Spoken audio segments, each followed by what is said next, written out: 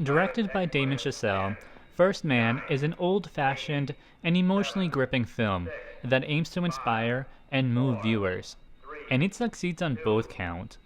Based on the book of the same name, the movie looks back on a monumental moment in history, not just for this nation, but humanity. However, the film frames it from a personal point of view. It focuses not only on the perils and challenges of the Apollo 11 mission, but also on the toll it took on Neil Armstrong and his family. In doing so, the movie serves as a testament to the magnitude of human achievement and as a reminder of why we strive for greatness in the first place. Damien Chazelle and Ryan Gosling previously teamed up on La La Land, and with First Man, they knock it out of the park yet again. First Man tells the story of the Apollo 11 mission and the years leading up to it. Aside from a few very effective flashbacks, the movie is mostly linear, covering the years between 1961 and 1969, when the US was in a mad dash to beat the Soviets to the moon. It also focuses on the many missions, some failures, that made Apollo 11 possible. This reminds people that, unlike the romanticized version of the moon landing, it wasn't one single glorious mission. Instead, it was a costly and arduous series of missions that cost money and, more importantly, the lives of brave people who have generally been forgotten about. But the movie recognizes the myth around the event, and it doesn't attempt to approach the scope of the importance that it holds for people. Instead, it narrows down its focus to zoom in on the personal story. In doing so, it manages to give viewers an emotional through line while speaking on universal truths about loss and sacrifice. That approach is reflected in how the movie treats the event itself. This isn't a movie that doubles as recruitment propaganda for NASA, nor does it romanticize the idea of the American spirit, or pull yourself up by the bootstrap masculinity. In fact, in subtle ways, it's a dismissal of those outdated beliefs. Most importantly, it doesn't glorify the people, especially the man at the center. Instead, the movie chooses to portray a more nuanced and grounded depiction without resorting to the popular impulse of tearing down these accomplishments by entangling them in controversy. Instead, it has enough confidence in the story to tell it simply as it happened. In doing so, First Man grounds the outsized myths while also inspiring by reminding viewers that we reach the moon not by the actions of infallible heroes, but by regular people doing their jobs. Like any movie, First Man puts a lot on its star, and Ryan Gosling delivers. As Neil Armstrong, he gives a powerful performance that is both nuanced and emotional.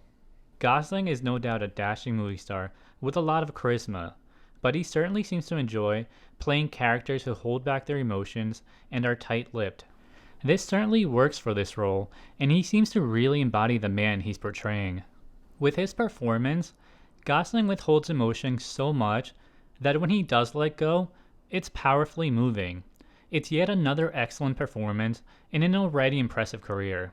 Unfortunately, he wasn't even nominated for an Oscar, and the movie itself was completely overlooked in all the major categories. Although it's clear that the movie belongs to the man at the center, Claire Foy as Janet Armstrong gives an emotional performance that is the perfect counterpoint to Gosling's reserved portrayal of Neil Armstrong. She may not be the star, but she certainly gives the movie its heart and its emotional center.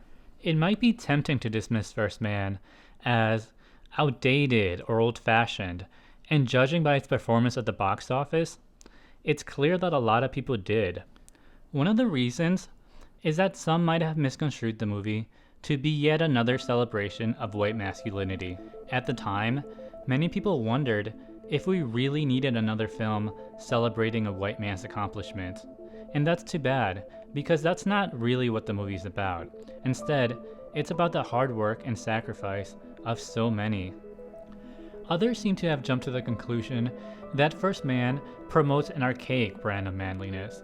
On the surface, it might seem that the movie equates masculinity with the idea that one has to tackle everything on their own, because to open up and show vulnerability would be seen as a weakness. It would be a mistake to think that the movie glorifies or deifies Neil Armstrong. By showing his inability to open up to loved ones, First Man isn't celebrating the idea of manhood as a solitary experience. It is, in fact, subtly renouncing that belief. We aren't meant to walk away thinking that he was a Superman for being able to control his emotions. Instead, it's meant to show that once you get past the sanitized and romanticized memories of the hero, you'll see a flawed individual who struggled like so many of us do.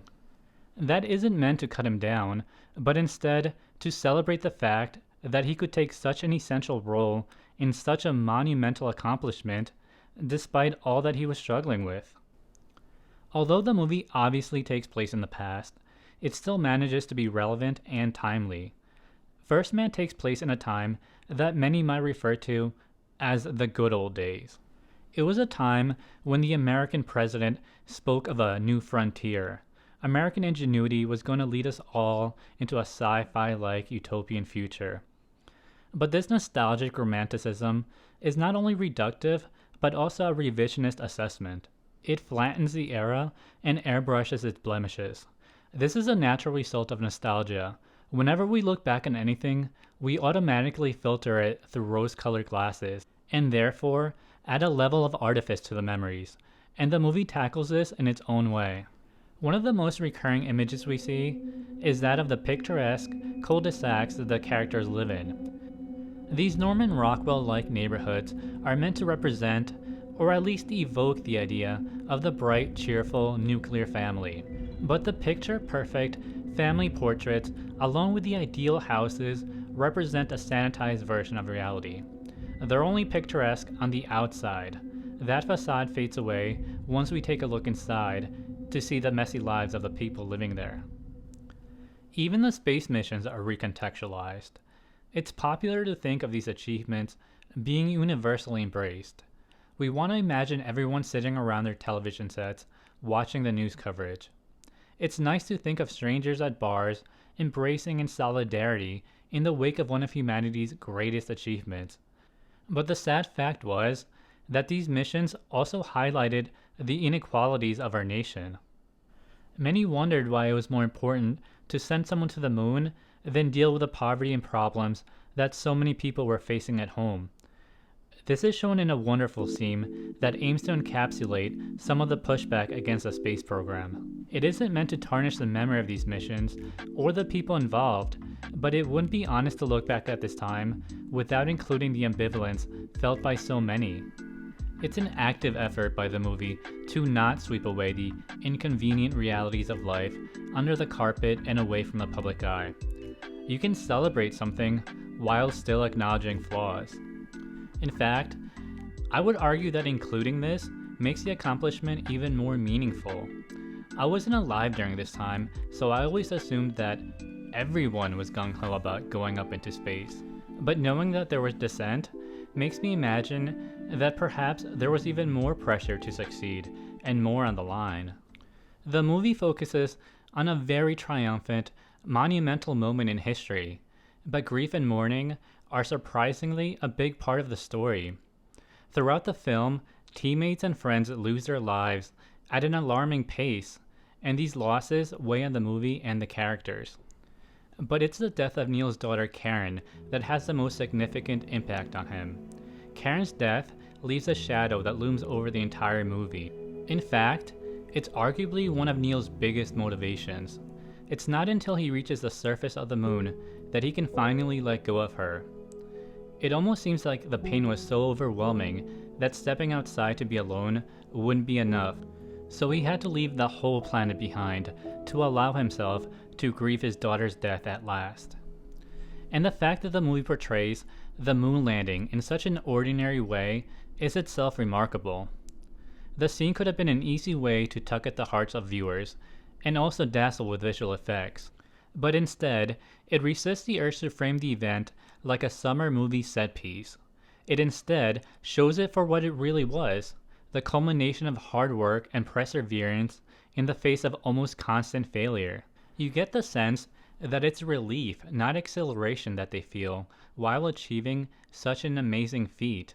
And again, the movie pulls off the remarkable trick of both grounding the events while still reminding us how incredible it all was. The wonder coexists alongside all the baggage. In doing so, the movie manages to inspire all the same by reminding the viewer that it was done by regular people working together. It accomplishes the difficult feat of showing a story that most people are familiar with in a new light, and it pays tribute to a hero while still portraying him as a real person. First Man was a beautiful, amazingly acted film that breaks your heart and fills you with awe. So you might expect that a movie that celebrates one of humanity's most significant accomplishments and reminds us not only why we strive for greatness, but of the importance to do so, would have raked in a boatload of money and won all of the awards. But that isn't what happened. Even with a powerhouse performance at the center of the film, the mostly positive reviews, and the buzz earned by Gosling and Chazelle's previous collaboration, First Man failed to turn a profit on its relatively modest $59 million budget, and it's been largely forgotten about. Unfortunately, that can at least be partly blamed on the ridiculous controversies the film inspired. When it was reported that the film would not include a scene showing the American flag actually being planted on the moon, many people, well, to say they jumped to conclusions would be generous. Instead, they decided that the film was disrespectful or that it somehow tore down the accomplishments that it portrays. Never mind the fact that we do see the American flag on the lunar surface. Among the people who took offense was Donald Trump, even though, as he stated, he didn't actually see the movie. Others were less than impressed that Neil Armstrong was portrayed as someone with flaws and struggles to overcome, or, a real-life person instead of an infallible superhero. And that's too bad, because the film does nothing if not celebrate and honor the accomplishments and sacrifice of everyone involved. It just chose to do so in an honest way, without sugarcoating the past. Frankly, I believe that's a more meaningful and moving way to do so, and hopefully one day, the movie will find the audience it deserves.